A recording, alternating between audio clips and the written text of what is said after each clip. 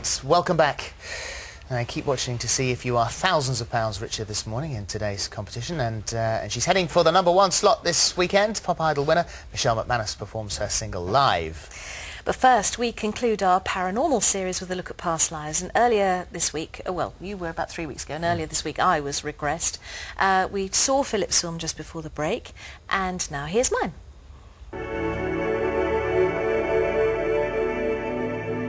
There's a big red, well, part of a red brick building that looks like a tower. I think it's a cathedral. I think I'm interested in joining. Not in joining what?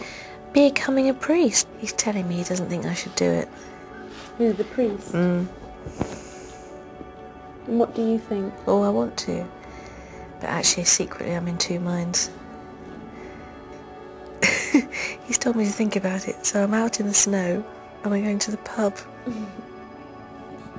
And is this where you make your decision?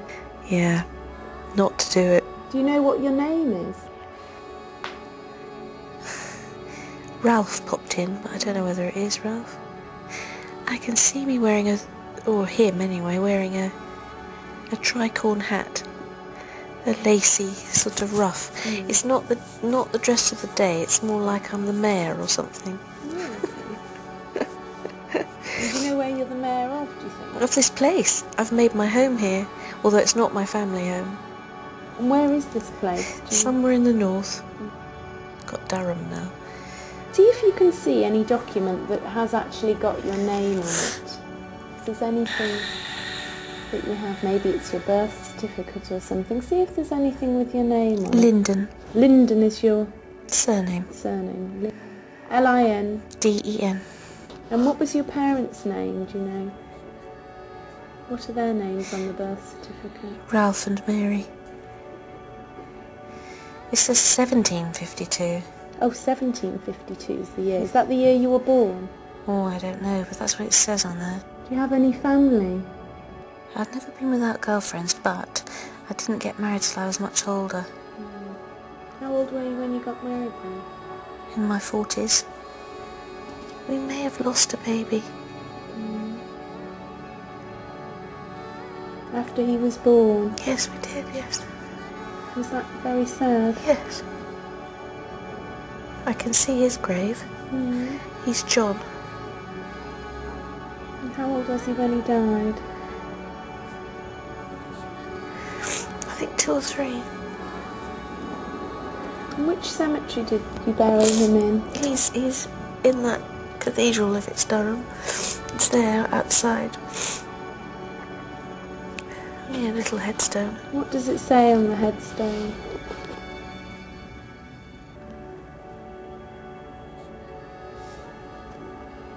Just his name. John Linden.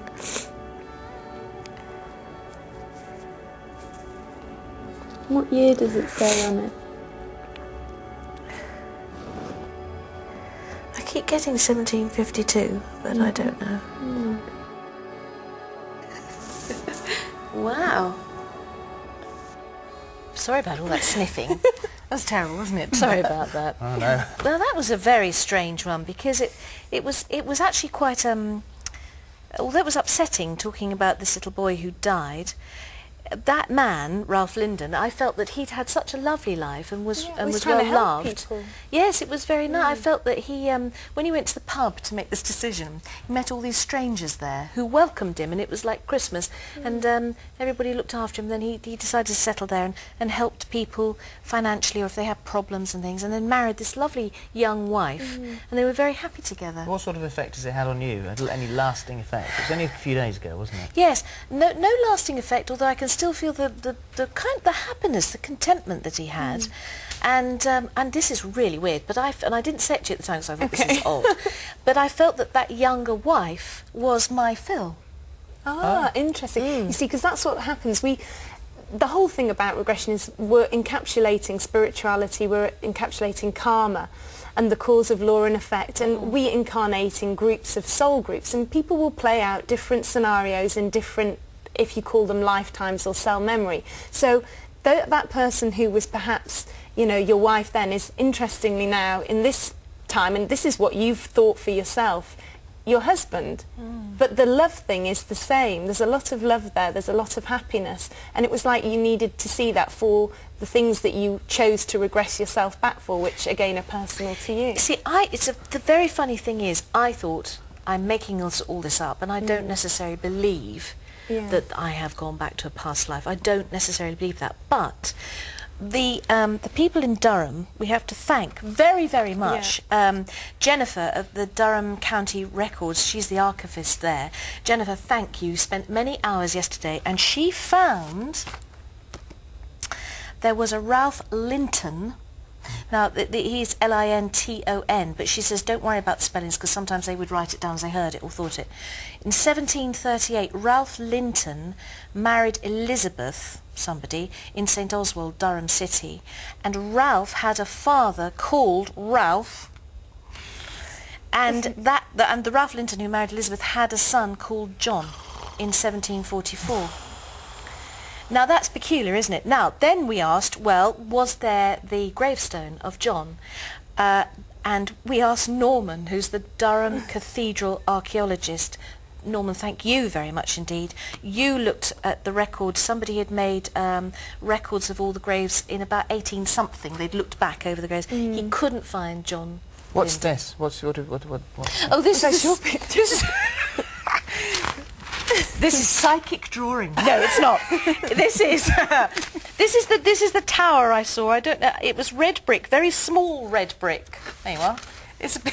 Do you want to explain This looks that? like a Spitfire, doesn't it? The sort of thing my sons draw. No, I was up in the top of the cathedral with the priest saying, I think I'll be a priest. So that's where you had the meeting? That's where I had the meeting, looking down across all the seats and everything in the nave, and there was a long wide staircase, and that was John's headstone, and so that was a window. we have to say, I mean, if you recognise this picture,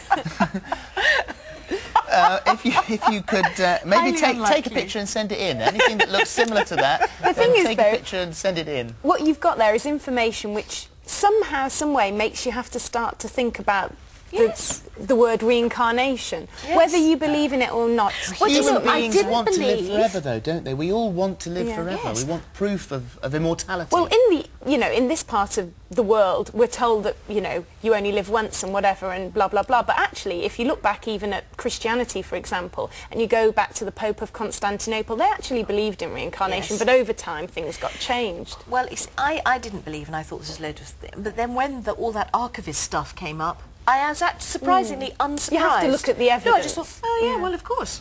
Then I thought, I'm spinning on a sixpence here. Now, people at home may wish to go to Regression. Be very careful about who you go to. Exceptionally careful of who you go to, because, I mean, as it happened in Philip's Regression, we had bizarre scenario that woke you out of it, and you said, oh, I'm not in this. But the thing is, though, you were in it. You got up, you stood up, you opened your eyes, and you thought you were out of it. The truth of it was you were still in it. I knew that.